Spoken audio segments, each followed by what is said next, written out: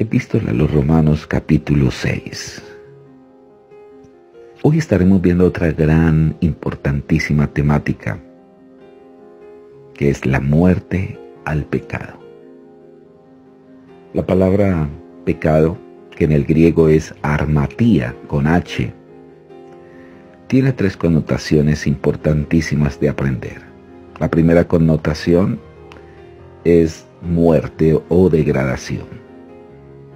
El pecado trae la degradación de una sociedad, de una familia, de una persona. La segunda connotación de pecado es contrariedad. Es decir, que el pecado siempre se va a mostrar como una fuerza contraria a la voluntad de Dios. Lo que hizo el pecado respecto a la ley de Moisés fue darle más poder a la ley interior en el hombre para no tratar de obedecer la ley.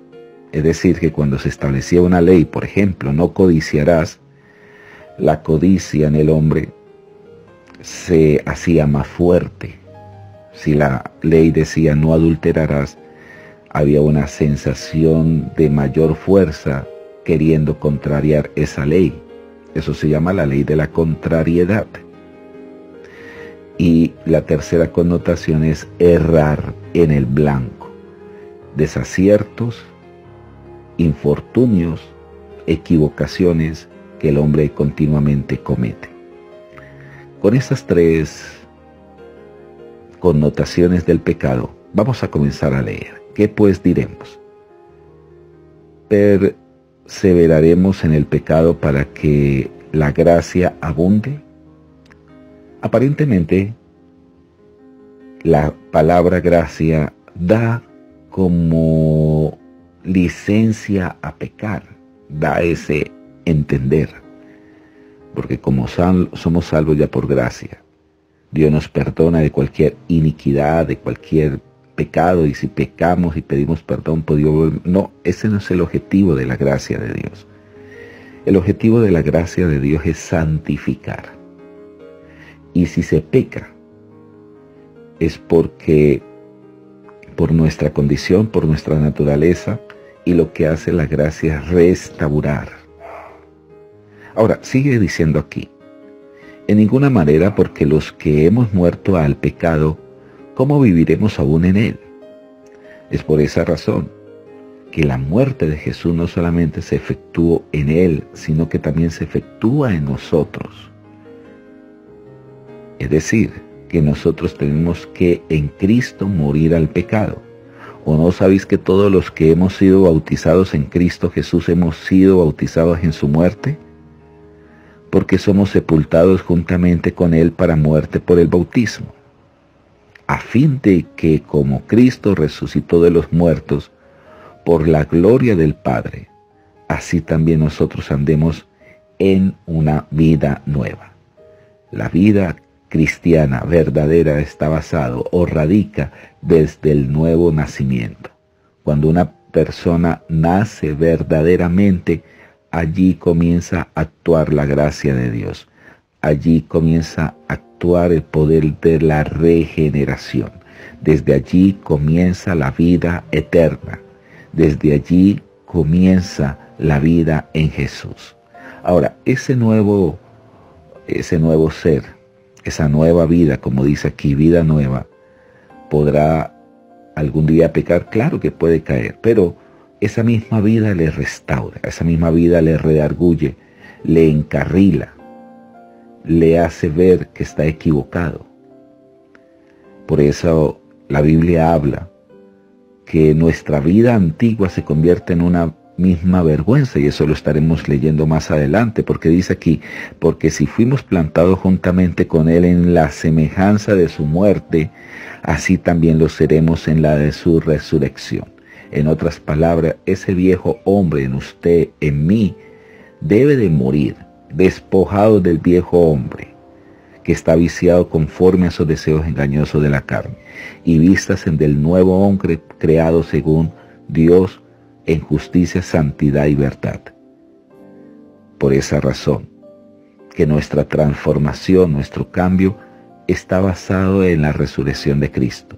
Sabiendo esto, que nuestro viejo hombre ya fue crucificado juntamente con él, para que el cuerpo del pecado sea destruido, a fin de que no sirvamos más al pecado, dice el verso 6. Porque el que ha muerto ha sido justificado del pecado.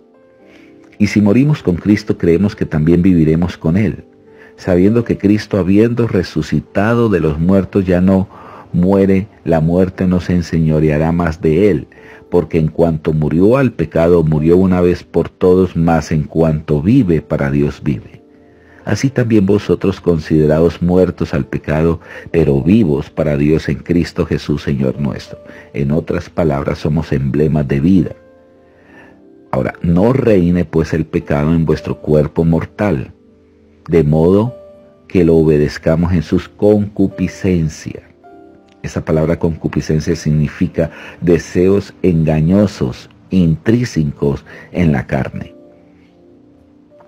Ni tampoco presentéis vuestros miembros al pecado como instrumento de iniquidad, sino presentad vuestros miembros al mismo Dios como vivo de entre los muertos, y vuestros miembros a Dios como instrumento de justicia. Cuando habla de miembros, es todo nuestro cuerpo, todo nuestras manos, nuestros pies, nuestros órganos genitales, nuestra mente, nuestros sentidos, que sean siempre instrumentos para la justicia al servicio de Dios. Porque el pecado no se enseñoreará de vosotros, pues no estáis bajo la ley, sino bajo esa gracia. Por esa razón, nadie podía obedecer bajo la dispensación de la ley. Dios diseña la dispensación de la ley para mostrarle al hombre su impotencia. Es por eso que nadie se puede ufanar, nadie puede decir yo soy salvo por mis propios méritos, porque la salvación se obtuvo por la obediencia de uno que fue Jesús. Él lo hizo todo, nosotros simplemente fuimos espectadores, que es lo que Dios demanda de nosotros, simplemente la fe en lo que Jesús hizo, y es allí donde somos acogidos por esa infinita y hermosa gracia de Dios. Siervo de la justicia, desde el verso 15. ¿Qué pues? ¿Pecaremos porque no estamos bajo la ley, sino bajo la gracia? En ninguna manera. ¿No sabéis que si os sometéis a alguien como esclavos para obedecerle, sois esclavos de aquel a quien obedecemos, sea del pecado para muerte o sea de la obediencia para justicia? Por eso he establecido un lema que usted se tiene que aprender. Si usted quiere realmente ser verdaderamente libre, usted tiene que ser esclavo de Cristo. Para salir de la esclavitud del pecado, me tengo que convertir esclavo de Cristo. Parece paradójico que para ser verdaderamente libre tengo que ser esclavo. Pero esta esclavitud que forma una dependencia es el único beneficio que podemos tener para vivir en una verdadera libertad, en una verdadera paz, en un verdadero progreso, en una dimensión diferente. Aquí mismo lo está diciendo. Que pues pecaremos porque estamos bajo la ley, sino bajo la gracia, en ninguna manera. ¿No sabéis que si se someten a alguien como esclavo para obedecerle, sois esclavo de aquel a quien obedecéis, sea del pecado para muerte o sea de la obediencia para la justicia? Pero gracias a Dios, que, aunque eras esclavo del pecado, habéis obedecido de corazón a aquella forma de doctrina a la cual fuisteis entregados. Y libertados del pecado, vinisteis a ser siervo de la justicia. Hermoso esta frase. Hablo como humano por vuestra humana debilidad, que así como para iniquidad presentáis de vuestros miembros para servir a la inmundicia y a la iniquidad, así ahora para santificación presentad vuestros miembros para servir la justicia. Porque cuando eras esclavo del pecado eras libre acerca de la justicia. Pero ¿qué fruto tenía de aquellas cosas de las cuales ahora nos avergonzamos, porque el fin de ellas es la muerte? Una de las actitudes que debe de tomar una persona nacida de nuevo es que el pasado se le convierte en lo más aborrecible.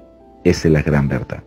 Debe de producir una vergüenza todo lo que nosotros hacíamos y no ponernos a alabar respecto a todas las situaciones pecaminosas que hacíamos.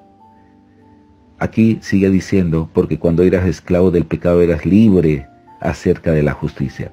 Pero ¿qué fruto tenía de aquellas cosas, de las cuales ahora se avergüenzan? Porque el fin de ellas simplemente es muerte.